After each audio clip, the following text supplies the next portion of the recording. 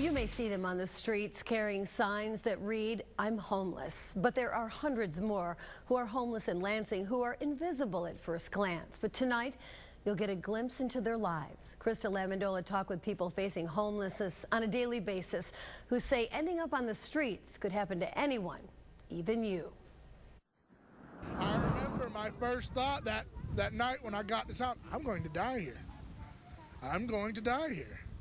It's getting colder and it's hard to move. But I found McDonald's in Frandor. They let me stay there overnight, and I just kept on chugging. Braving 4 below temperatures, 20-year-old Michael Sparks walked into a Lansing homeless shelter for the first time. And after hearing that someone had just been stabbed there, he turned around, choosing to sleep in the streets. I was afraid. I was afraid of the shelters. I'd never lived in a large shelter before. He's lived this way, homeless, since he was a teenager. Aging out of foster care, didn't get the proper help I needed, didn't ever find a good home. So they don't ever really talk. They talk about the success stories from the foster care agency, but they don't ever say what happens to the kids that just age out. And that was you?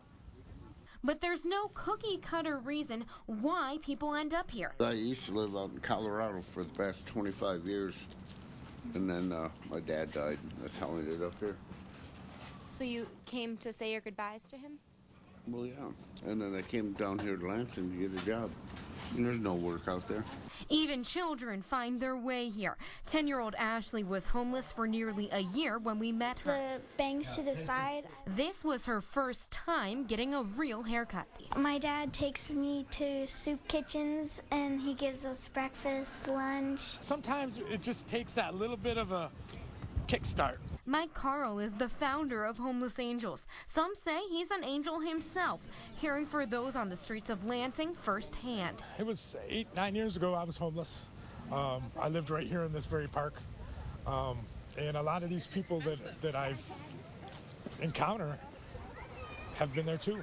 Every walk of life has a hard time. And there's just that you're either one paycheck away from homelessness or maybe you've been homeless for 5 years. What you might not know is becoming homeless can happen overnight to anyone, even you. Meet Janet Duncan, a proud mother of 2 who went to school and worked as a counselor for 24 years. But overnight, her world changed. I never knew I would ever be homeless, ever. It never crosses my mind because I always kept a steady job.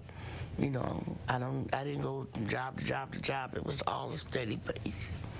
Yeah, and then all of a sudden, it seemed like everything was washed away. Money was tight after Duncan was unexpectedly diagnosed with kidney failure and had to cut down hours at work for dialysis. Tight enough for her family to move. But when their lease was up, their new house wasn't ready. And staying with family in Detroit wasn't an option with dialysis 3 days a week in Lansing. I just felt helpless. I felt helpless, you know, really down. Like, wow. For somebody who had all the time, down to having nothing at all. And when the new house fell through, being homeless was no longer temporary. What'd I do? Where'd I go? I had no answers. I'm like, guys, we is like stuck. The quick shift to homelessness brought the family here to the Haven House shelter. I saw new life, you know, another start. I was hanging on the edge of that rope, but they helped me bring myself back up. She lived there for a month, and thanks to the help of the Haven House, Duncan now has her own home. But the experience of living with nothing has given her something to live for. I felt it was washed away for a reason, you know. Just stay positive about a lot of things. It happened. You go for it. God be right there with you. He's with me every step of the way. Well, Christa, incredible stories, and I know you've been working on this story for a while. You know, the weather now has, of course, turned very snowy and cold. Many of the people, as you saw, were living on the streets. Where do they turn now for help?